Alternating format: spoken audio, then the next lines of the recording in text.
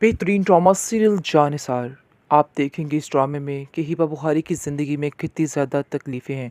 तकलीफ़ें इस बात के लिए हैं क्योंकि जो कुछ वो करना चाहती है वो उसके घर वाले इस चीज़ को नहीं एक्सेप्ट करते हैं। वो बहुत ही सादा मिजाज लोग हैं और उनके लिए ये चीज़ें बहुत ही ज़्यादा अजीब हैं, लेकिन हिबा बुखारी इस सब चीज़ों से तंग आ चुकी है।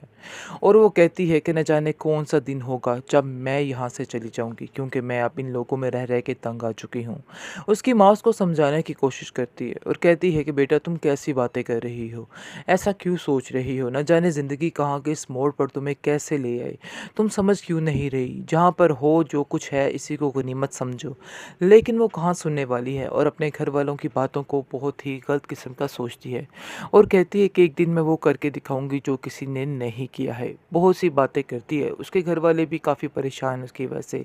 उसकी ज़िद और हठधर्मी की वजह से भी काफ़ी ज़्यादा मुश्किलात का सामना उनको करना पड़ता है। उसका बाप हर वक्त इस बात के लिए परेशान रहता है और कहता है घर वालों से कि इसको समझाया जाए, ऐसा ना हो कि कल को मज़ीद कोई इतनी ज़्यादा आप लोगों के लिए टेंशन खड़ी हो जाए, फिर जाकर आपको समझ आएगी कि क्या हो रहा है और क्या नहीं हो रहा। लेकिन मुझे नहीं लगता कि आप लोगों में इस बात की अकल है और आप लोग इस बात को समझ रहे हो, जिस पर आप देखेंगे कि वो कहती है कि मैं ऐसा कुछ भी नहीं करने वाली, जो करूँगी आपकी मर्ज़ी के मुताबिक ही करूँगी, आपको परेशान होने की ज़रूरत नहीं है। बहुत ज़्यादा यानी कि सता रही है वो भी इस कदर के, लेकिन खामोश भी है, लेकिन फिर भी वो चाह रही है कि उसकी मर्ज़ी के मुताबिक सब कुछ हो। ये काम करना उसके घर वालों के लिए नामुमकिन नज़र आ रहा है, क्योंकि वो ऐसा उसको नहीं देखना चाहते हैं। वो बहुत ही सादा तबीयत लोग हैं, इसलिए वो इन सब चीज़ों को पसंद नहीं करते हैं। लेकिन वो आज़ादी के लिए कुछ भी करना चाहती है और कहती है कि मैं अपनी आज़ादी के लिए कुछ भी करूँगी। यानी कि मैं इस तरह की ज़िंदगी नहीं जीना चाहती और अपनी ज़िंदगी को ख्वाबो ख़याल इस तरह से होने लग जाते हैं उसके कि बस उसके दिमाग में कोई शहज़ादा टाइप लड़का ही आ रहा है बार-बार और बार-बार उसको यही समझ आ रही है और वो आता है दानिश के रूप में। और इसलिए आप देखेंगे कि वो बहुत ज़्यादा हैरान होती है उसको देख के। पहले तो उसकी किसी बात का यकीन नहीं करती है और बातों-बातों में इसको कह देती है कि मैं ऐसे लोगों से दोस्ती नहीं करती और ना ही मैं पसंद करती हूँ। लेकिन आप देखेंगे कि आहिस्ता-आहिस्ता वही जो है बात वो उटल होती जाएगी और सारे मामले जो हैं सुलझते जाएँगे।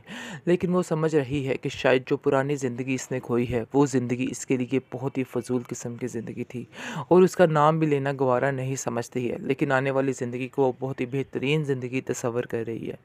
वो नहीं जानती है कि उसकी ज़िंदगी में किस कदर कांटे बिछने वाले हैं, किस कदर तकलीफ़ें आने वाली हैं। वो अपनी ज़िंदगी में खुश रहना चाहती है और चाहती है कि बस अपने माज़ी को मुड़ के भी ना देखे। यही दानिश उसको समझाने की कोशिश कर रहा है और उसको कहता है कि तुम अपने माज़ी को मुड़ के भी मत देखना, तुम्हें सारी खुशियाँ मिलेंगी, सब कुछ मिलेगा। इसलिए बेहतर यही है कि अपनी ज़िंदगी को अच्छे तरीके से और नए अंदाज़ में शुरू करो, क्योंकि मुझे लगता है कि तुम्हें अपनी ज़िंदगी को सही तरीके से गुज़ारने की ज़रूरत है। मुझे समझ नहीं आ रही कि तुम जैसी लड़की को इस कदर जुल्म के साथ क्यों रखा जा रहा था। इतने ज़ालिम लोग कैसे हो सकते हैं? जिस पर वो कहती है ऐसी कोई बात नहीं है। अलबत्ता वो जानती है कि उसकी अपनी कुछ ख्वाहिशात थी जिसकी वजह से उसके घर वाले उससे तंग आ चुके थे और इन बातों को बिल्कुल नापसंद करते थे। लेकिन वो जिन ख्वाहिशात पर मर मिटी थी वही करके दिखाएगी, वही बन के दिखाएगी।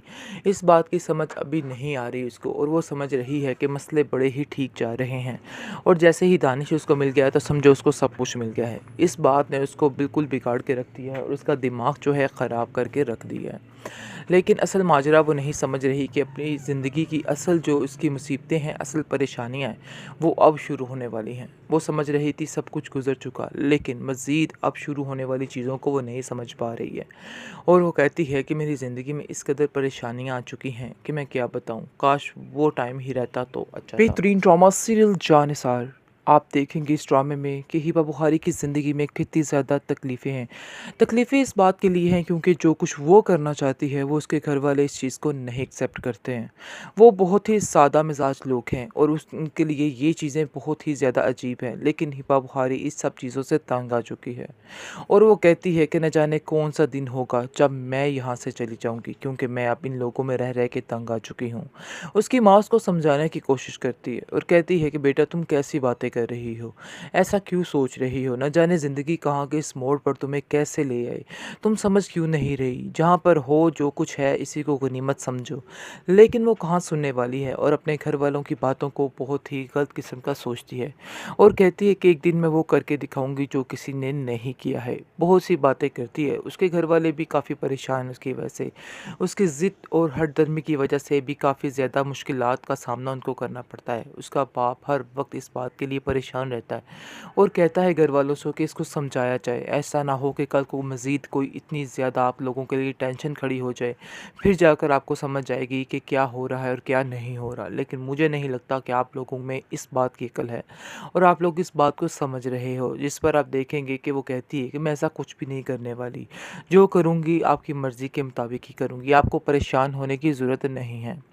बहुत ज़्यादा यानी कि सता रही है वो भी इस कदर के, लेकिन खामोश भी है, लेकिन फिर भी वो चाह रही है कि उसकी मर्ज़ी के मुताबिक सब कुछ हो। ये काम करना उसके घर वालों के लिए नामुमकिन नज़र आ रहा है क्योंकि वो ऐसा उसको नहीं देखना चाहते हैं। वो बहुत ही सादा तबीयत लोग हैं, इसलिए वो इन सब चीज़ों को पसंद नहीं करते हैं। लेकिन वो आज़ादी के लिए कुछ भी करना चाहती है और कहती है कि मैं अपनी आज़ादी के लिए कुछ भी करूँगी। यानी कि मैं इस तरह की ज़िंदगी नहीं जीना चाहती और अपनी ज़िंदगी को ख्वाबो-ख़याल इस तरह से होने लग जाते हैं उसके कि बस उसके दिमाग में कोई शहज़ादा टाइप लड़का ही आ रहा है बार-बार और बार-बार उसको यही समझ आ रही है और वो आता है दानिश के रूप में और इसलिए आप देखेंगे कि वो बहुत ज़्यादा हैरान होती है उसको देख के। पहले तो उसकी किसी बात का यकीन नहीं करती है और बातों-बातों में इसको कह देती है कि मैं ऐसे लोगों से दोस्ती नहीं करती और ना ही मैं पसंद करती हूँ। लेकिन आप देखेंगे कि आहिस्ता-आहिस्ता वही जो है बात वो अटल होती जाएगी और सारे मामले जो हैं सुलझते जाएँगे। लेकिन वो समझ रही है कि शायद जो पुरानी ज़िंदगी इसने खोई है, वो ज़िंदगी इसके लिए बहुत ही फ़ज़ूल किस्म की ज़िंदगी थी और उसका नाम भी लेना गवारा नहीं समझती है। लेकिन आने वाली ज़िंदगी को वो बहुत ही बेहतरीन ज़िंदगी तस्वर कर रही है। वो नहीं जानती है कि उसकी ज़िंदगी में किस कदर कांटे बिछने वाले हैं, किस कदर तकलीफ़ें आने वाली हैं।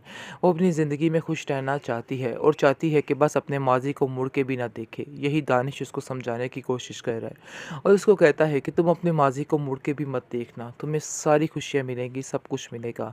इसलिए बेहतर यही है कि अपनी ज़िंदगी को अच्छे तरीके से और नए अंदाज में शुरू करो क्योंकि मुझे लगता है कि तुम्हें अपनी ज़िंदगी को सही तरीके से गुजारने की ज़रूरत है। मुझे समझ नहीं आ रही कि तुम जैसी लड़की को इस कदर जुल्म के साथ क्यों रखा जा रहा था। इतने ज़ालिम लोग कैसे हो सकते हैं? जिस पर वो कहती है ऐसी कोई बात नहीं है। अलबत्ता वो जानती है कि उसकी अपनी कुछ ख्वाहिशात थी जिसकी वजह से उसके घर वाले उससे तंग आ चुके थे और इन बातों को बिल्कुल नापसंद करते थे। लेकिन वो जिन ख्वाहिशात पर मर मिटी थी वही करके दिखाएगी, वही बन के दिखाएगी। इस बात की समझ अभी नहीं आ रही उसको और वो समझ रही है कि मसले बड़े ही ठीक जा रहे हैं और जैसे ही दानिश उसको मिल गया है तो समझो उसको सब कुछ मिल गया है। इस बात ने उसको बिल्कुल बिगाड़ के रख दिया है और उसका दिमाग जो है ख़राब करके रख दिया है। लेकिन असल माजरा वो नहीं समझ रही कि अपनी ज़िंदगी की असल जो उसकी मुसीबतें हैं, असल परेशानियाँ हैं, वो अब शुरू होने वाली हैं। वो समझ रही थी सब कुछ गुज़र चुका, लेकिन मज़ीद अब शुरू होने वाली चीज़ों को वो नहीं समझ पा रही है और वो कहती है कि मेरी ज़िंदगी में इस कदर परेशानियाँ आ चुकी हैं कि मैं क्या बताऊँ, काश वो टाइम ही रहता तो अच्छा था।